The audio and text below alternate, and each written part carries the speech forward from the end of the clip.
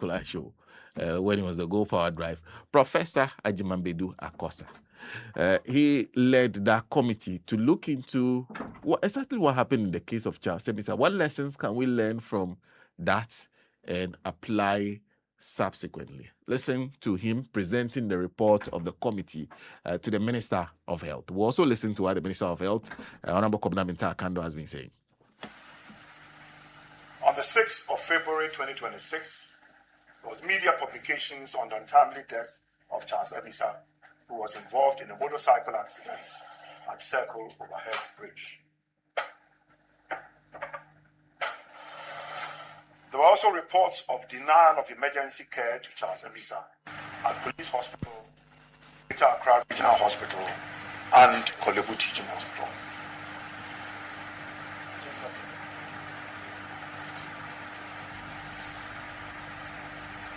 And on the 23rd of February 2026, the Honorable Minister for Health, Prof Badu MP, constituted an investigation committee. Of course, the 1992 Constitution, the Health Facilities and Regulatory Agency, the Patients Charter, the Health Professions Regulatory Bodies, Professional Bodies Registration, the National Ambulance Service, the National Blood Service, Health Insurance, and Health Financing. Well, we'll come back to that shortly. Give us a moment. We'll come back to that shortly and continue that for me. Want you to listen to the detail of what they found. But before then, let's speak to Dr. Thomas Anaba. Dr. Thomas Anaba is Member of Parliament for Garu, member of the Health Committee of Parliament, someone who knows our health system quite well because he's both operated a private facility and then also at some point in time was in charge of the Greater Accra Regional Hospital that we famously called the Ridge Hospital after the renovations were done and put in the shape it is in currently. Doc, thank you very much for your time and good morning to you. Senna, good morning to you and good morning to you, Chair, viewers and listeners. I hope you're well. I'm doing well. By grace. It's great to have you on the line. Anyway, I'm sure you listened to Professor Badu Akorsa present the report of the committee. What are your observations, first of all? Thank you. I think the first thing I would have to say from my observation is that let me commend the minister for putting up a formidable and ambiguous committee headed by a learned person, not only learned in his field, but he's been a GMA president before, meaning he has some empathy for doctors. So he cannot do anything against a doctor if he's not wrong. 2, he has been the Director General of the Ghana Health Service, meaning that he understands all the laws, regulations, guidelines governing the health system. And thirdly, he is also the board chair of the Medical and Dental Council that actually regulates the practice of medical doctors in Ghana. So Prof Akorsa and his team, I think, have lived up to expectation, have maintained their integrity beyond sympathy or having at least some feeling for their colleague doctors, and come out with a report that I think every Ghanaian was expecting. So that is my first comment. I really commend them for that diligent job and their recommendations so far. The references that they drew and used to actually come out with their reports were very vast. They collected a lot of references, which made their work very rich and which makes their recommendations unshakable. And I don't think that anybody can go anywhere and dispute their findings. The second thing I would like to do is to commend the family, the ambulance service officers, the EMTs. So far from the report, it is shown that they exhibited professionalism. This shows that within the health sector, we still have very good professionals, and the very few ones who are naughty are making the work a little bit unattractive to people. And thirdly, sympathize with the family of the victim and hope that the recommendations they are giving would find a way to ensure that at least it gives them some comfort, because once perished, it's difficult to bring back. So I wish them, let me just say, I sympathize with them for what happened to them, and we shall work hard to ensure that this does not repeat. You call the report a good report. Yeah. What makes it so? What makes it so is because you see the chronology, the way they arrange it, the way they highlighted each person's involvement and their omissions that led to the death of the gentleman makes it very correct. And besides, after that, he has asked, they have recommended some punishment for each of them based on his involvement and the omission he committed that led to his death. It was not a blank punishment for all of them. It was not a blank recommendation for all of them, but they isolated each and every one and prescribed how the person should be dealt with. The investigation also exposed the weaknesses we also have in our health system, where personnel at our various emergency departments need some training. And this is where I really have much interest in. And I think I've been saying this for some time, and I think it's a serious structural, systemic problem that governments or Ghanaians, we must look at it and solve it. And I think deaths at our emergency and malhandling of people at emergencies would minimize. What is that problem? If I ask the military, who are those guiding the Flagstaff House, they'll tell me it's the elite force, those who are very smart. Those who are very smart and vigilant are those they select to guide very sensitive places. Our emergency departments are the most sensitive parts of the entrance of the hospital. They are the receptacle of all critical cases who need to be attended to with Sputnik speed. So we need to have a class of doctors there who have had some serious training in resuscitating any case that comes. If you listen to the names and the doctors, nurses, they mentioned their names, how many of them is an emergency specialist? We have a specialty that is supposed to manage the emergency department. You can mix it up with non-emergency specialists, but they need to have an ALC training. And this is a systemic problem. I'm not saying it started today. It's a systemic problem that we need to look at. Because this is where we normally get problems in our hospitals all the time, emergency departments. Anytime you hear Kolebu, 37, Rich Hospital, Konvanochi, Tamale Teaching Hospital come on news, is that a patient has been denied bed because there is space, because there's no bed, or they've not handled him well at the emergency. Most of the complications and problems come from our emergency department. So you ask yourself, what are the resources there? Do we have the needed trained human resource there? I tell you, the doctors working there are doing their best. I acknowledge that they are doing their best, even though all of them don't have the requisite training to run our emergency department. But what for do? They are the ones we have.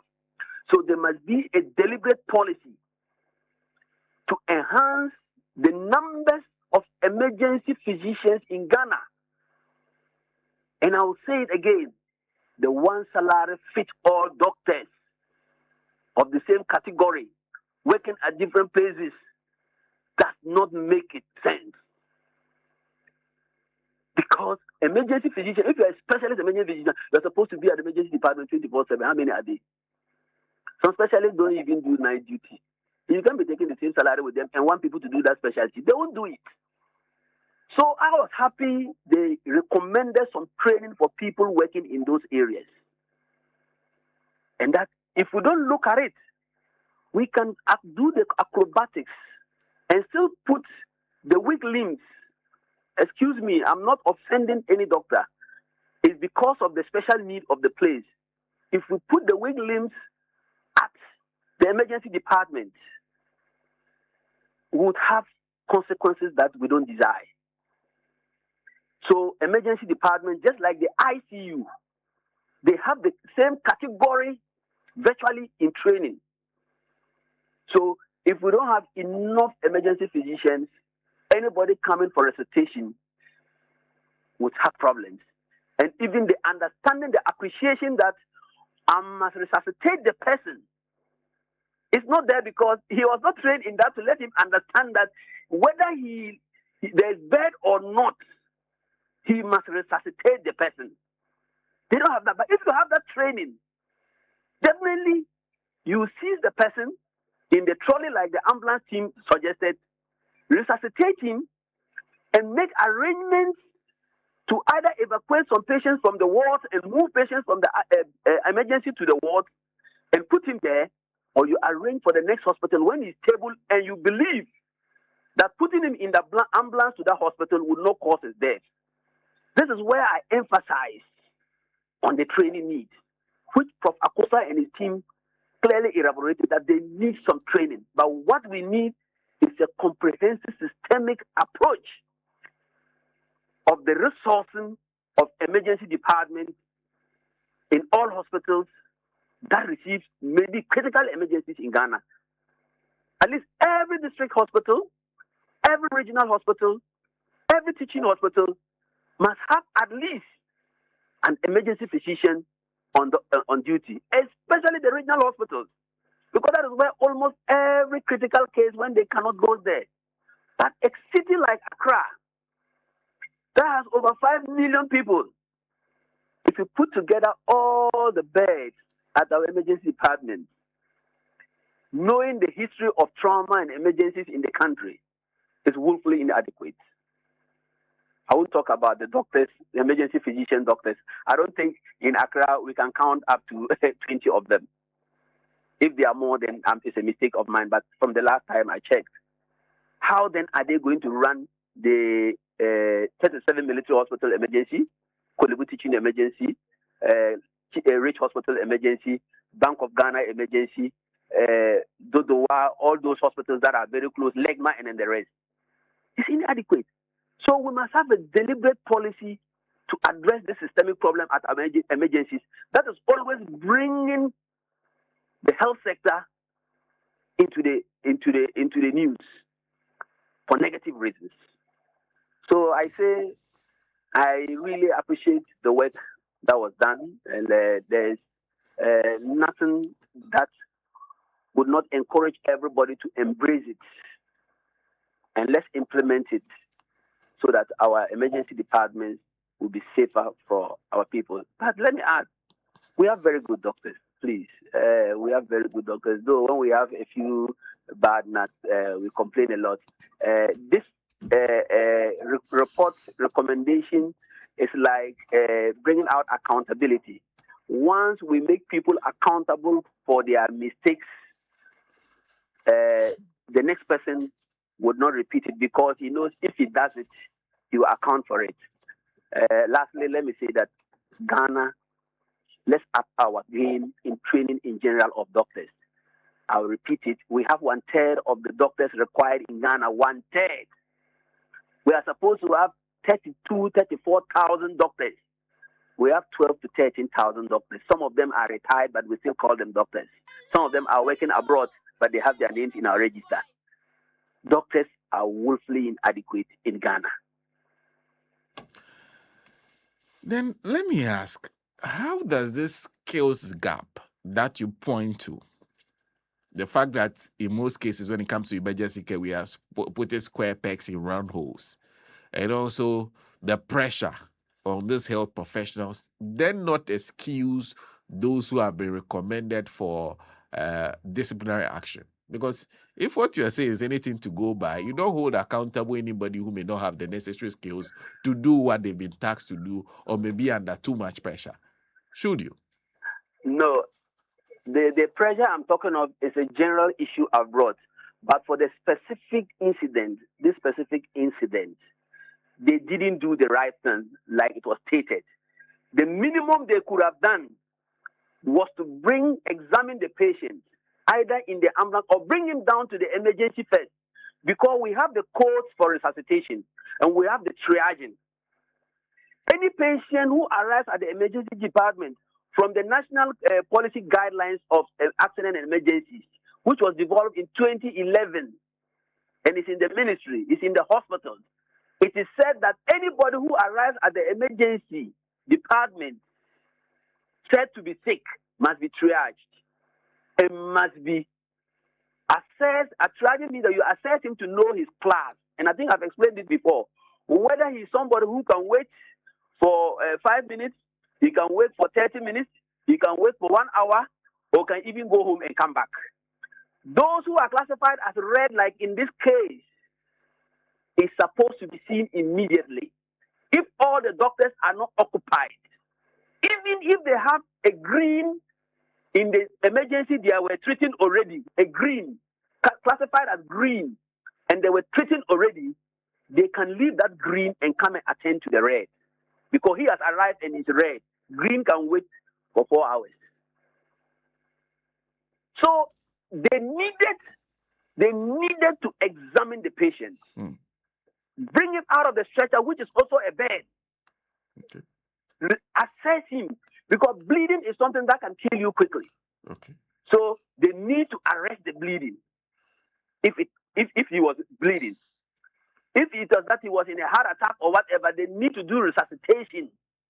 Apply the advanced cardiac life support like Prof Akorsa's committee recommended to see whether he can survive. And if you see his parameters are deteriorating, his heart rate, his BP is deteriorating from the initial one, the accident, the ambulance team recorded at the scene. You see he's deteriorating and he cannot move in the ambulance. You resuscitate him until you are sure he can survive and move to another hospital, or arrange for a bed in the hospital and put him in. So that is where they erred. It doesn't matter whether we have pressures or we don't have pressures. After that instant, even doctors in the wards, the hospital has the right to recall doctors who are even off, because it is in our appointment letters. You can be called at any time to come back and help. If they need to call any other doctor to come and help from the ward that you think the ward is flexible, they can do it. And they have to come and do it, because the patient is in their hands. So it's not only the doctors only at the emergency who should attend to emergency. If the need be that you call other doctors, even at OPD, to stop OPD and come and support, because you need support there as an emergency, they need to do it. The policy allows that. So I don't see the general problems, issues that I'm talking about, correcting the systemic issue, to have any effect on them. Yes, we sympathize with all doctors in Ghana. We are under pressure. Even though I'm in parliament, I consult on phone. We're under pressure. But an emergency, they are saying, look, the patient cannot survive if we want to move him. Even the ambulance team, the EMTs, from the reports, alerted the doctors that please, he may not get to the other place. Sorry, that's why I'm saying, look, the Prof Akorsa's team did a very good job. Look, they didn't put that collegial issues in place. He went straight to it to prevent it, because tomorrow it could be anybody. It could be his family member who is at an emergency. It could be my family member. The one who even died, Alain, the sister, is a doctor. So you see how it is. So as for emergency department, we have to really look at it and really resource the place well. That is where we can really enforce all the policies. But that notwithstanding, don't reject a patient, whether private hospital or government hospital, who arrives at your emergency You don't do anything and ask them, continue, we can't do anything. No, then you don't deserve to be a hospital. Then there's a HEFRA has to downgrade you, maybe to a health center. But once you are given a category of hospitals, private government or whoever, and they rush an emergency to your emergency, you have no right to return away without resuscitating, without assessing to see whether you can reach the next destination. Actually, Doc, I wanted to ask you whether you encountered any of this when you were running perhaps the Bridge Hospital, and what did you find was the problem? Because if the rules of engagement are clear, why do you find cases where people virtually ignore the rules and act contrary to the rules that you say are very, very clear? In Ridge Hospital, I think we had a formidable team at the emergency. We always met. There were some young emergency physicians there and some doctors there who were very dedicated to the emergency. And we also saw reason to motivate them, to let them understand that your work is appreciated. There was one doctor, I don't remember the name, but he was not living very far. Anytime they called him, he would come, even in the night. He would leave and come. Then that came one other doctor who was there, who has now been transferred, Nana, one young lady doctor, very, very dedicated to her job and the rest. So I think it is also part of the hospital to engage them, those working at emergency, very well, because their work is not easy. They go under, there's a department that goes under more stress than anybody, because you see all those coming about to die, those dying, and I think it drains you. So you need some motivation and you need some encouragement. These are some of the things that I think in Ridge Hospital we were able to do. And then during my time, and then the emergency, we were not rejecting patients, because I had a rule that no patient was rejected. And I remember one patient was brought, we had to move some patients out of an emergency bed because they were a little bit stable, to put them on a bench to attend to that case. I won't mention the name. The fellow became a minister, and then unfortunately, though we treated the woman very well, he died, and he was full of praise of the way we managed the thing. I think these are some of the things I was talking about. You can go to the wards and see that those patients, if you have 12 emergency beds, if there are 3 of them who can move to a ward, whatever ward it is, and there's a bed, you can move them on special circumstances, and then put the emergency there, resuscitate. You can't just say there's no bed, and really when you go inside the ward, the hospital, there are beds. Emergency cases should be given priority over any case in the ward, in the hospital. There must be beds for them, because that is what we call emergency. He can die within the shortest possible time if not managed. So how do you expect that person to move? But if you have somebody in the ward who is stable, sometimes some of them say they are finished treating them, they can't pay bill, and they are not discharging them. I remember Rich, who look at social welfare, to come and attend to them. So we remove them and put people who need the service. Because we can't keep him there, and others will die, and he can't pay the bill, and he's keeping the bed. These are some of the things we should do. So there's a lot of things one has to play around to ensure that the emergency beds are free. At least at every given time, we must be able to be transferring somebody. Once you see it's getting full, you may cross to the ward and see where you can move somebody. The management should stabilize, approve those policies, and it will work. Because you don't know, one day it could be me myself talking, and I get there and say no bed, and I go early to heaven. Doc, I know I have to let go of you for that very important meeting, but first I wanted some clarity on whether you have any idea of what usually happens in this case, because we hear recommendations but no clarity as to what could happen to the doctors and the nurses that have been identified to have failed in delivering on their responsibility to Charles. What usually happens to them? Usually when it happens like this, the Medical and Dental Council comes in. The hospitals too have their disciplinary procedures. We come in and we issue out those punishments that correspond to their negligence or the crime they have committed or the problems that they have caused. We issue out the punishment to them. But some doctors have been suspended from working. People's licenses have been taken before.